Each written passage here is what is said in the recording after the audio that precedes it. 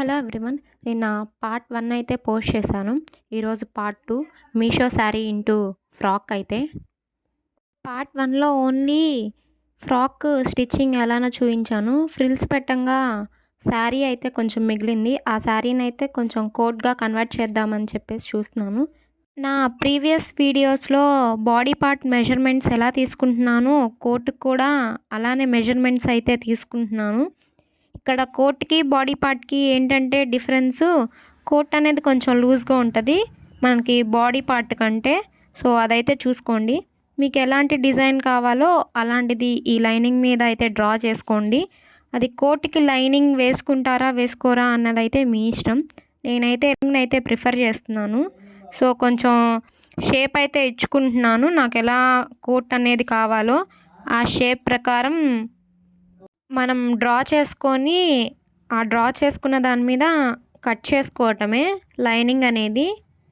ఇక్కడ నేను తీసుకున్న మెజర్మెంట్స్ వచ్చేపాటికి length 13 inches, shoulder 5 inches, neck deep వచ్చేపాటికి 6 ఇంచెస్ తీసుకున్నాను, ఆర్మ్ హోల్ 6 ఇంచెస్.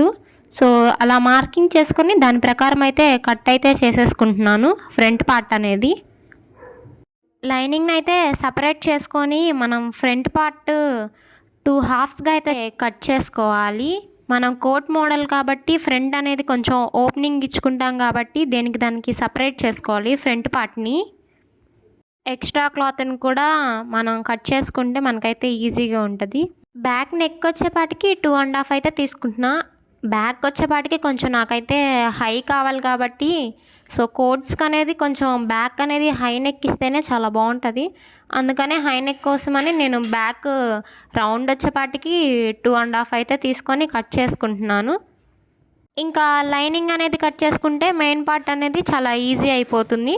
సో ఇంకా మెయిన్ క్లాత్ మీద పెట్టి లైనింగ్ ప్రకారం కొంచెం లైనింగ్ కంటే కొంచెం ఎక్కువ క్లాత్ తీసుకొని కట్ చేసుకోవటమే. శారీలో ఇచ్చిన అంచుని కట్ చేసుకుంటున్నాను బెల్ట్ కోసం అయితే. ఎందుకో వేస్ట్ చేయటం ఈ పార్ట్ని అని చెప్పేసి శారీలో వచ్చిన డిజైన్ని అంచుకు కూడా ఇచ్చారు. సో ఆ పార్ట్ వరకు అయితే బెల్ట్ కోసం యూజ్ చేద్దామని కట్ చేస్తున్నాను. ఇంకా మనకి తెలిసిందే, ఇంకా మెయిన్ క్లాత్ బ్యాక్ సైడ్ మీద లైనింగ్ అనేది పెట్టేసుకొని చుట్టూతన కుట్టేసుకొని ఎక్స్ట్రా క్లాత్ అనేది కట్ చేసుకోవాలి.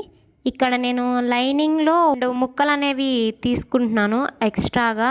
ఇది ఎందుకు యూజ్ చేస్తున్నానంటే మనం ఇప్పుడు ఫ్రంట్ కోట్ పార్ట్ అంచులు కుట్టడానికి ఈ ఎక్స్ట్రా క్లాత్ అనేది తీసుకున్నాను.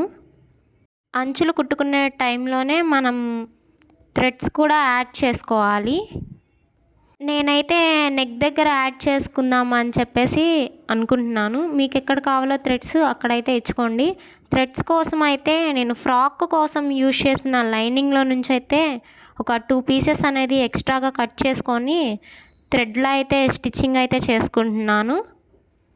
ఇప్పుడు తయారు చేసుకున్న థ్రెడ్ని అయితే నేను అంచులను కుట్టుకున్న టైంలో నెక్ పార్ట్ దగ్గర జాయిన్ చేసేసుకుంటున్నాను. అప్పుడు మనకి బయటికి అలా కనిపించదు మనం జాయిన్ చేసాము అన్నట్టుగా. ఇంకా మిగతా అన్ని సైడ్లు కూడాను అంచులు అయితే కుట్టుకోవాలి. కుట్టుకోవటం అయిపోయిన తర్వాత మనం కార్నర్స్కి చిన్నగా కట్స్ అయితే ఇచ్చుకోవాలి. ఇవి ఎందుకు ఇస్తాము అనేది అందరికీ తెలిసిందే, ఒకవేళ తెలియపోతే ఇంకోసారి అయితే చెప్తాను. మనం ఇచ్చుకున్న షేప్ అనేది కరెక్ట్గా రావటం కోసం ఇలా చిన్నగా అంచులను అయితే కట్ చేసుకుంటున్నాము. అప్పుడు రివర్స్ తిప్పే అప్పుడు మనకి షేప్ అనేది కరెక్ట్గా వస్తుంది. ఇలా కుట్టుకోవటం అయిపోయిన తర్వాత రివర్స్ తిప్పేసి మనం కుట్టుకున్న క్లాత్ని ఇంకో స్టిచ్ అయితే వేసుకుంటే సరిపోతుంది అన్ని సైడ్లను.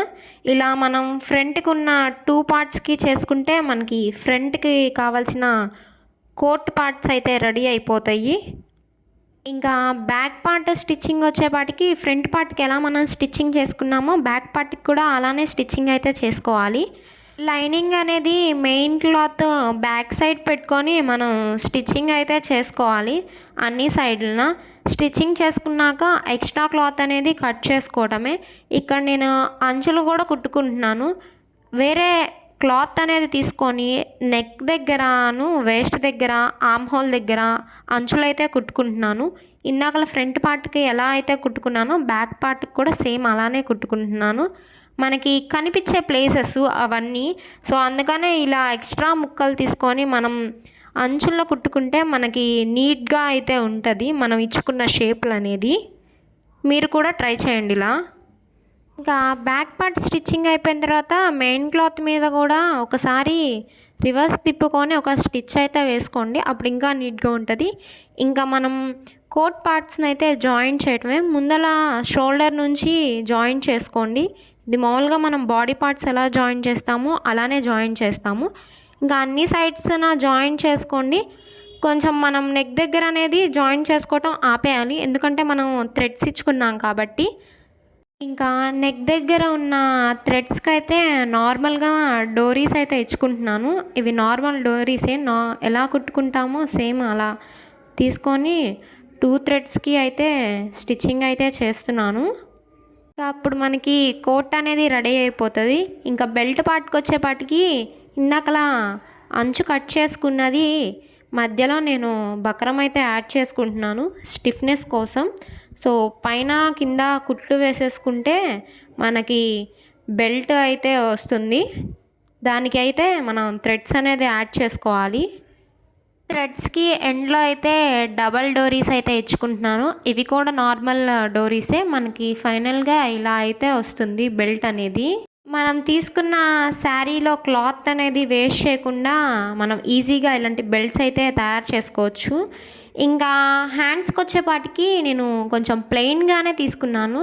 దానికోసమని టెజల్స్ యాడ్ చేద్దామని చెప్పేసి నా దగ్గర ఉన్న సిల్క్ థ్రెడ్ని తీసుకొని మనకి ఎంత మందాన కావాలో అంత మందాన కోసం అని చెప్పేసి మనం రౌండ్స్ అయితే చుట్టుకోవాలి. సో నేనైతే నియర్లీ 50 దాకా చుట్టుకున్నాను. ఎండ్స్ అనేవి ఊడిపోకుండా ఫ్యాబ్రిక్ గ్లూతో కొంచెం అంటిస్తే మనకైతే అది ఊడిపోకుండా ఉంటుంది. ఇంకా ఒక పెన్సిల్ తీసుకొని మనకి ఎంత లెంత్ అయితే కావాలో అంత లెంత్ తీసుకొని నా దగ్గర ఉన్న గోల్డ్ వైర్తో అయితే చుడుతున్నాను. సో ఎల్లోకి గోల్డ్కి కొంచెం మ్యాచింగ్గా ఉంటుందని చెప్పేసి. మీకు ఊడిపోకుండా ఎలా ఉంటుందో సో మీరైతే అన్నిసార్లు అయితే చుట్టుకోండి. చుట్టుకోవటం అయిపోయిన తర్వాత ఇంకా అది కట్ చేసుకొని ఇంకా హ్యాండ్స్కి అయితే యాడ్ చేసుకుంటున్నాను. ఇదైతే చేత్తోనే యాడ్ చేసుకుంటున్నాను. నా దగ్గర గోల్డ్ పూసలు అనేవి 2 ఉంటే సో అవి కూడా దీంట్లో అయితే యాడ్ చేసుకుంటున్నా, కొంచెం అందం వస్తుందని చెప్పేసి. మీరు కూడా ఇలాంటి చిన్న చిన్న మెటీరియల్స్ మీ ఇళ్ళల్లో క్యారీ చేసుకుంటే మనకి కొంచెం థాట్స్ అనేది వస్తుంది, కొంచెం యూనిక్గా చేయటానికి. మనకి బడ్జెట్లో కూడా అయిపోవాలి అంటే మన దగ్గర చిన్న చిన్న మెటీరియల్స్ అనేవి మీరు ఇంట్లో ఉంచుకోండి స్టిచ్చింగ్ చేసే ప్రతి ఒక్కళ్ళు. అప్పుడు వాటిని చూసైనా మనకి కొంచెం డిఫరెంట్గా చేయాలి అన్న ఆలోచన అయితే వస్తుంది. నేనైతే హ్యాండ్కి కొంచెం ప్లెయిన్గా ఉందని చెప్పి ఇలా అయితే యాడ్ చేసుకున్నాను. ఎలా ఉందో చెప్పండి. ఫస్ట్ ఫ్రాక్ వచ్చేపాటికి ఇలా ప్లెయిన్గా ఉన్నదానికి హ్యాండ్స్కి టెజల్స్ యాడ్ చేసుకున్నాను. ఫస్ట్ స్టైలింగ్ ఇలా ప్లెయిన్గా అయితే ఇచ్చేసుకున్నాను. సెకండ్ స్టైలింగ్ వచ్చేపాటికి బెల్ట్ అయితే ఇచ్చుకుంటున్నాను. దానికి మనం కొన్న శారీకి న్యాయం చేయాలంటే ఇలాంటి చిన్న చిన్నవి చేసుకుంటే సరిపోతుంది, శారీ అనేది ఎక్కడా వేస్ట్ అవ్వకుండా. ఈ శారీలో ఉన్న ప్లస్ పాయింట్ ఏమంటే క్యాన్ అనేది లేకుండా ఇదైతే చాలా బుట్ట భలే వస్తుంది, అచ్చం బుట్ట బొమ్మలాగా. ఇంకా థర్డ్ స్టైలింగ్ వచ్చేపాటికి కోట్ అయితే వేసుకుంటున్నాను. చాలా అంటే చాలా బాగుంది కోట్ వేసుకున్నాక. మీరే చూడండి వీడియోలో ఎలా ఉందో. ఇప్పుడు మనకి ముందు వచ్చే ఫెస్టివల్స్కి ఇలాంటి శారీస్ ఫ్రాక్స్ అయితే ఇంకా చాలా ట్రెడిషనల్ వైబ్స్ అయితే ఇస్తుంది. ఈ 3 స్టైలింగ్లో మీకు ఏ డ్రెస్ అయితే నచ్చిందో నాకైతే కామెంట్ చేయండి. ఇలాంటి మంచి మంచి ఐడియాస్ కోసం లైక్ చేసి సబ్స్క్రైబ్ చేయండి, నాకు కొంచెం మోటివేషన్గా ఉంటుంది. ఇవాళకి ఈ వీడియో ఇంతే. బాయ్ బాయ్, మళ్ళీ కలుద్దాం ఇంకో కొత్త వీడియోతో.